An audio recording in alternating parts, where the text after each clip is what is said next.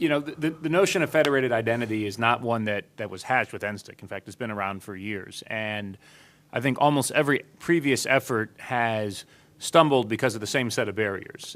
For starters, you haven't had really great interoperability between different technologies. You kind of get halfway there, but it hasn't really been enough to really address what I think most IT managers would be looking for.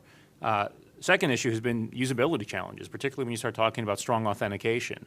I love the PIV card. I use it all across my agency, but the notion that, say, my wife is going to use that same technology, at least in its current form factor, when she's doing most of her online work these days on an iPhone, there's no place to stick the PIV into the iPhone. That and other issues with carrying tokens, I think, have certainly in the consumer space, the citizen-facing space, weighed down some of the success in actually getting strong authentication into people's hands. A third issue has been privacy. If I'm going to start trusting these different identity providers to let me log in across different sites, how do I know they're not going to track me every place I go? How do I know they're not going to turn around and sell that data to somebody else? There needs to be firm privacy rules if consumers, if citizens are going to actually start to get excited about it. And with that, there's some big concerns about liability. Nothing is 100% secure. Things do get hacked from time to time, even the most secure systems. Right. And there's been a lot of concerns about different players who've wanted to come into the marketplace on the private side.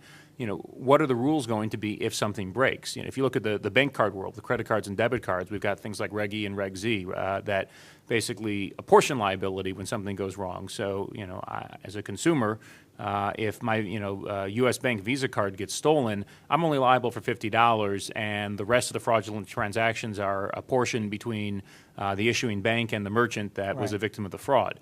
There is no certainty that is sort of a corollary to Reg E or Reg Z when it comes to the identity space. And I think this all sort of wraps up around one very big challenge, which is the business model. Right. How are people going to make money in this? What are you as a consumer going to pay to have a credential? What are reliant parties going to pay to authenticate your identity? What do the credential providers get paid along the way? One of the things we're really excited about within NSTIC is a couple of the pilot projects that we just funded last month are specifically focused on actually testing out new business models across not just government sites, but also some major private sector commercial online sites. And we're hopeful that some models emerge from that can really serve as a foundation for the rest of the ecosystem. Right, terrific.